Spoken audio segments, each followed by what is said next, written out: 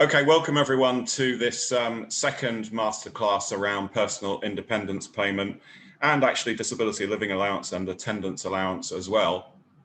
Last time we looked at the migration from disability living allowance to personal independence payment, and I walked you through the nature of personal independence payment, what it involves, how to apply, what to do if you're unhappy with a decision. And this is more about what to do if you're unhappy and about going to the tribunal to challenge a decision about personal independence payment. Now, there are two of us operating this session, so I will be calling for the slides to be shown. So apologies in advance for saying next slide, please, in the vein of Chris Whitty and so on during COVID. So let's crack on, and I'll ask for the slide deck to be brought up, please, Carla. Thank you.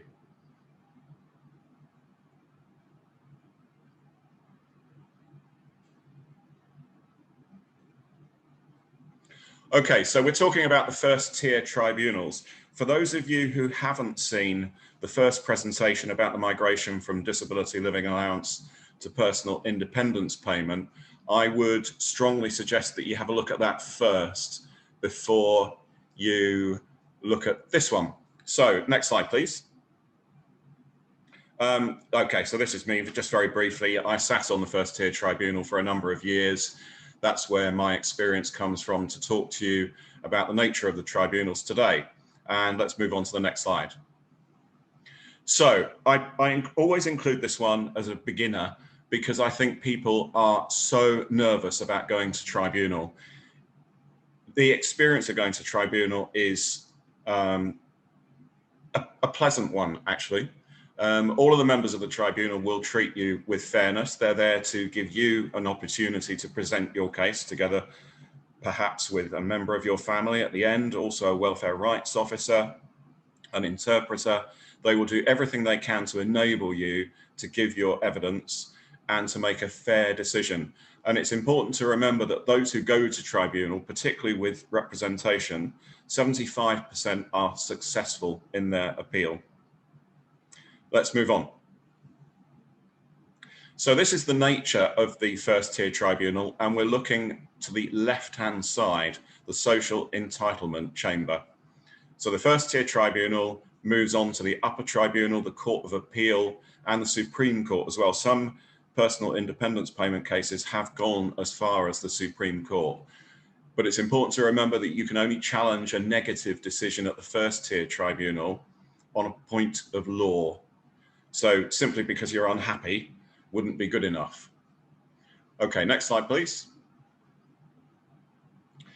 So those are the two tribunals that we're particularly concerned with today, especially the first tier tribunal. So as the slide says, the first tier tribunal hears appeals from disabled people who want to challenge decisions made by the Department for Work and Pensions on personal independence payment, disability living allowance, attendance allowance, and appeals based on what you think is a low score on your personal independence payment, for example, or the length of award. So remember, the department can give you an award for a number of years, which might be between typically 2 and 4 years.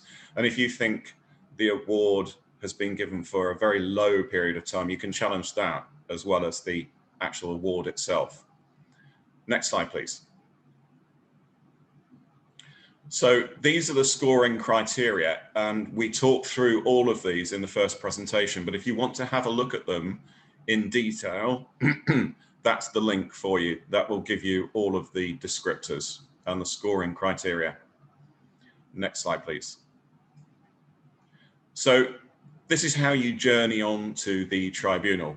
So you can only lodge an appeal to the tribunal when a decision on the original application has been made. If you're unhappy with it, you ask for a mandatory reconsideration by the Department for Work and Pensions. A different officer will look at the result and will make a final decision. And if you're unhappy still, then you can go within 1 calendar month to the tribunal. Next slide, please. So this is what you'll face when you go into the tribunal room. Very typically, and I've no idea why it's like this, I think it's just tradition, The disability qualified member, of which I was one, will sit to the right.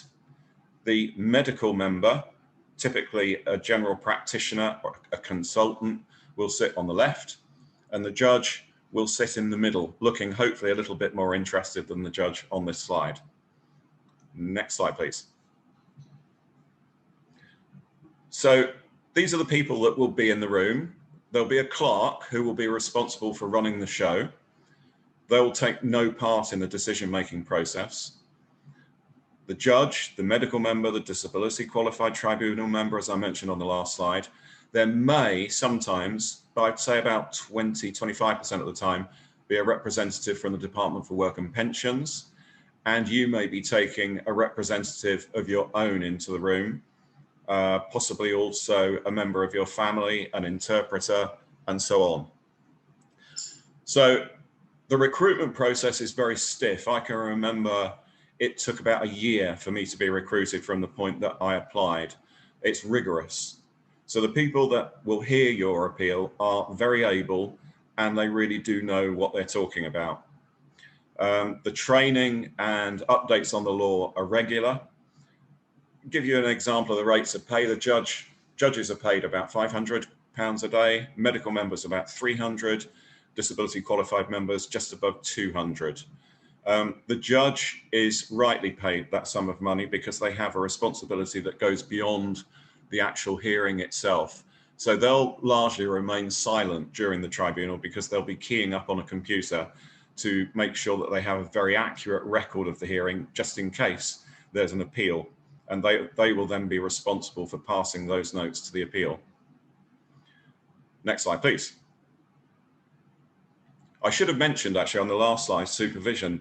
Supervision happens about 18 months to 2 years. So when I was supervised, a regional judge was sat within the room silent and observing my performance, and then through a one-to-one face-to-face process, you are guided through where you perform well and areas where you could perhaps improve. So I'm going to talk about the allocation of work now. Those of you who are good at geography will recognize this as a picture of Birmingham, and that's where the work is allocated to tribunal members from. So typically a tribunal member will have 6 cases in one day, 3 in the morning, 3 in the afternoon. And some bundles can be, I can remember a bundle that was more than 1,000 pages. So you are expected to completely digest the contents of those bundles before the hearing. Let's move on to the next slide. So there we go. So you're expected to understand the contents of those bundles and note areas that you want to explore in detail, perhaps with the appellant and also with your fellow tribunal members. I'm just breaking for a drink. Okay, next slide, please. So this is the process on the day. I'll tell you in the first paragraph what's been happening during the pandemic. Hearings are generally held by recorded telephone calls. However, if for the sake of reasonable adjustments you need a Zoom face-to-face meeting, then that will happen. I recently represented somebody with Tourette's syndrome and they were heard by telephone, and it wasn't a pleasant experience, and the individual couldn't display or discuss the problems that they had properly over the telephone. So we asked for a Zoom meeting, which happened, and she was successful. So the tribunal members will meet at about 9 o'clock. The first tribunal session is never before 10 o'clock, and we'll discuss their views on each of the morning cases and then repeat that for the afternoon cases. As I said earlier, the judge largely acts as a referee. They will ask the occasional question where they might be confused about a reply or want to confirm a reply and so on, but largely they'll remain silent.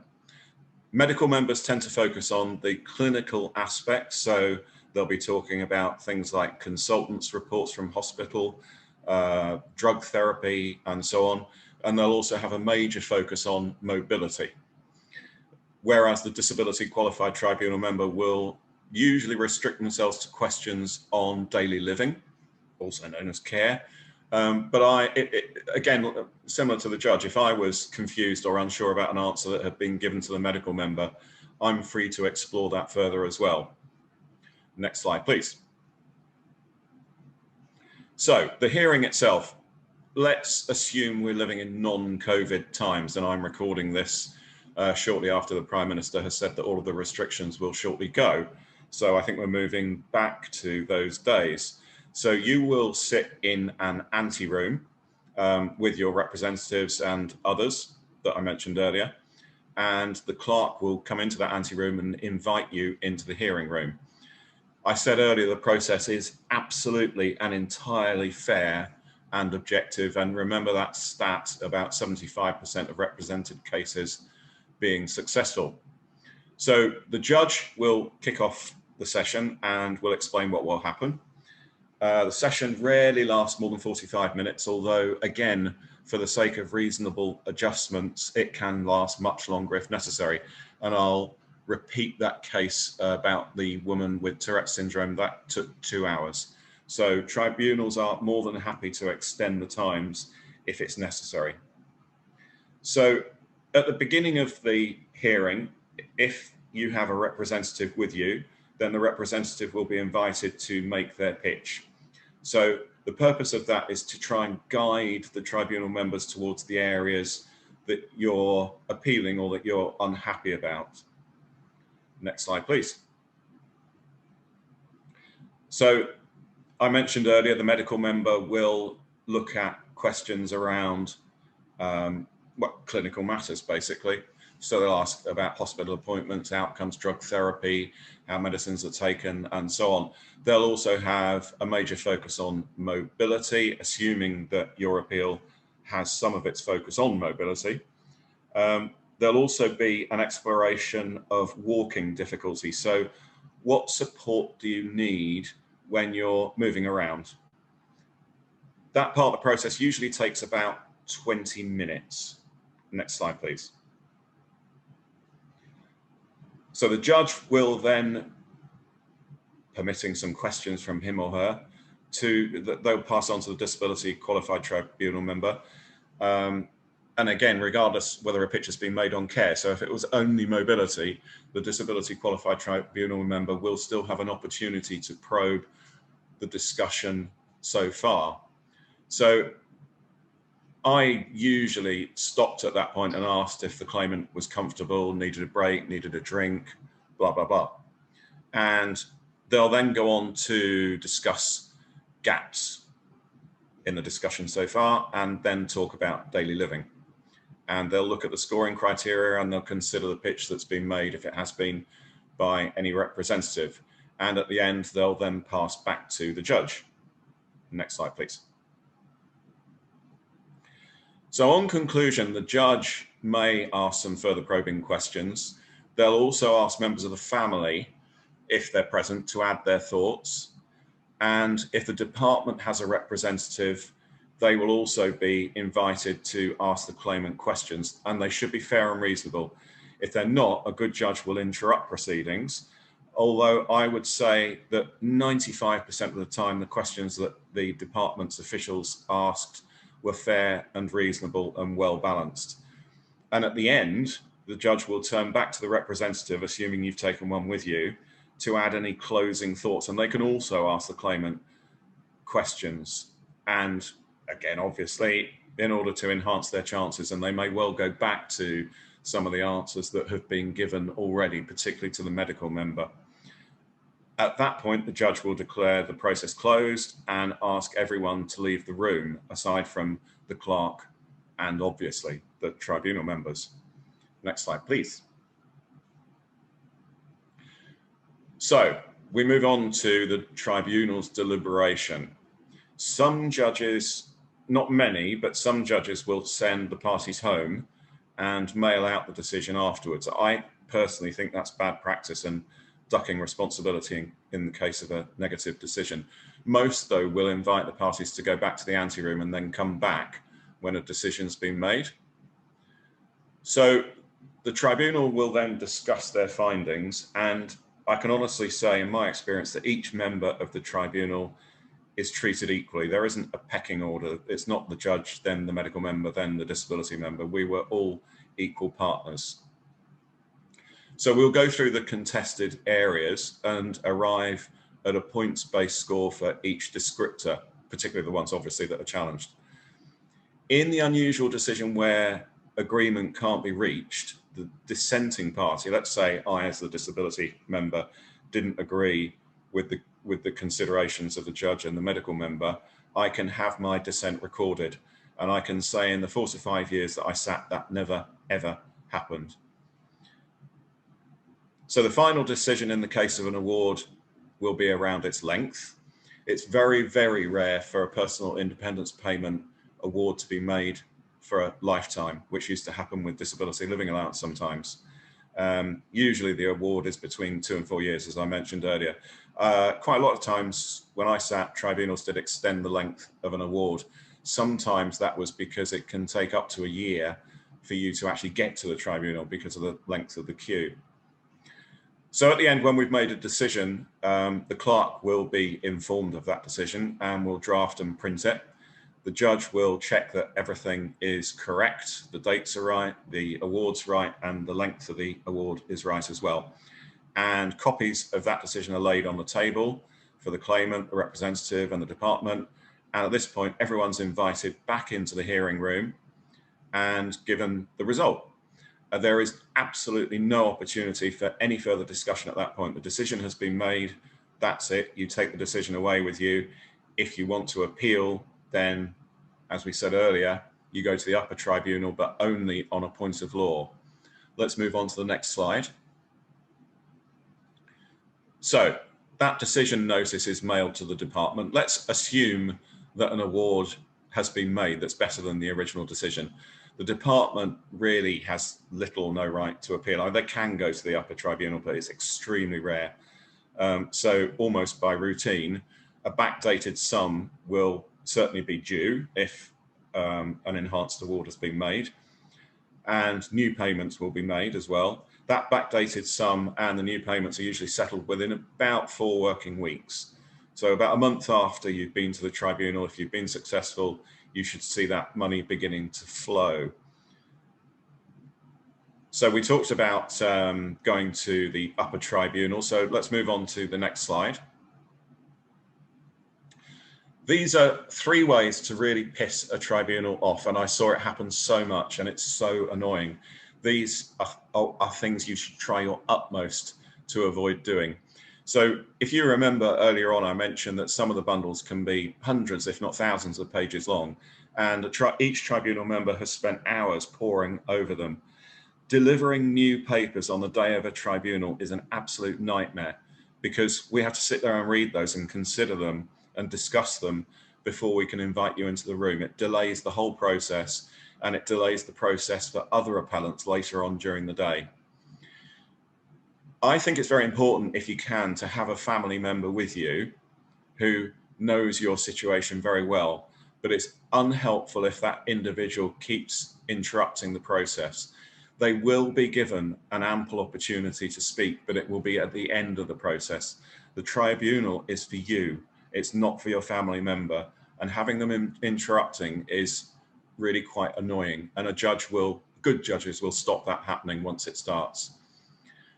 The last one is not many, but some representatives vastly over-egg a submission. So in other words, they'll try and get you points on every single descriptor, which is ridiculous, and it's annoying and unhelpful. Okay, next slide. So these are tips around things that can get you over the line. And we talked about some of those in the first presentation, but I'll go through them again. Particularly important one is whether you can do something safely, reliably, and repeatedly in a timely manner. And that it relates to all of the descriptors, but it particularly relates to mobility. So let's say, for argument's sake, you are actually capable just of walking 20 yards. But the effect of walking 20 yards means that you have to go to bed for the rest of the day, or you expose yourself to trips and you might fall and hurt yourself. So there's risk. So you can't do it safely, you can't do it repeatedly, and you can't do it reliably. That's a very, very important one. Another one to remember is just because you somehow manage to get around doing something and it takes you hours, but if you had an aid, an appliance, or help from someone else, you could do it much quicker. Very important to mention those. Also, think about 50% of the time. A helpful tip is to keep a diary. So if you can't do something more than 50% of the time, then you should make sure you note that and report it to the tribunal. And you should have done that actually in the initial application. All of these apply to the initial application as well as to the tribunal as well. And whilst you might major on one significant impairment, let's say hearing loss, you might have other conditions or impairments that affect you as well. So it's important to consider those, mention them, and their effect as well. One other thing to remember is when you go to tribunal, you're not reporting your situation as it is on the day of the tribunal.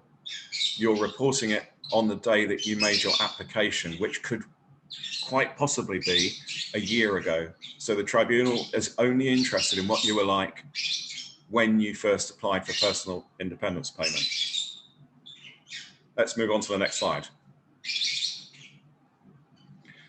Another one to remember is that existing awards can be lost. So if you are given an award, but you think it's too low, let's say you were given the standard rate of mobility and you were expecting the higher rate, when the tribunal has its pre-match discussion, they might think that the existing award is over the top and that you shouldn't have had the standard rate of mobility.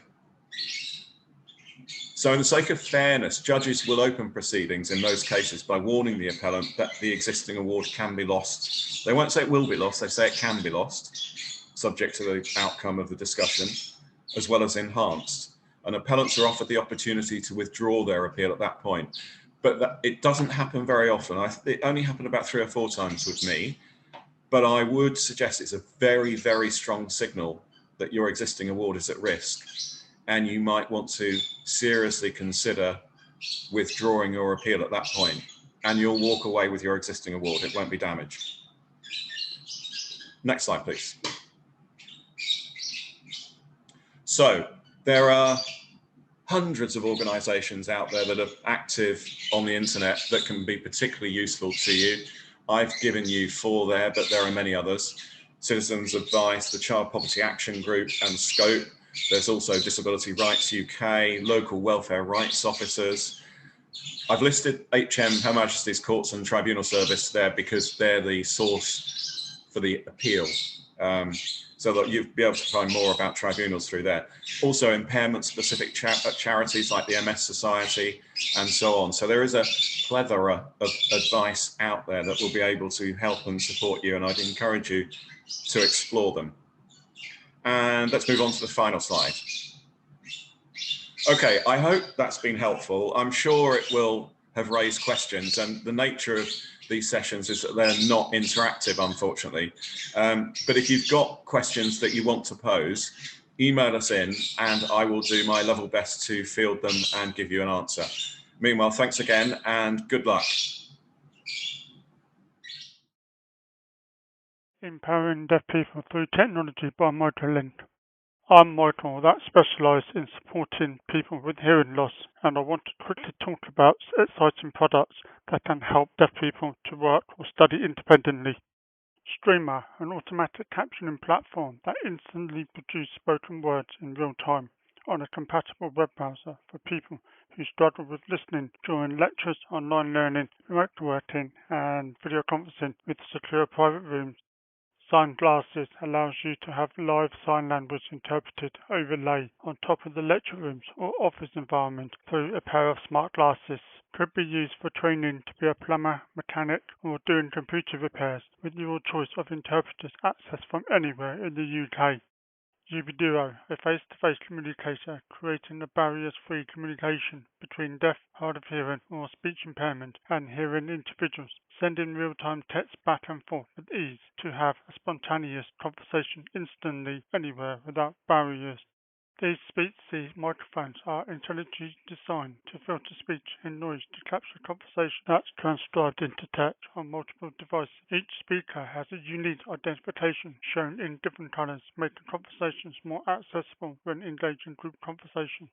A wireless headset from Wear and Hear for people with mild to moderate hearing loss to engage in conversations, talk on mobile, and hear TV, videos, or music streamed directly to your ears. There are preset settings for indoors, outdoor, in crowds, and live music when using the app.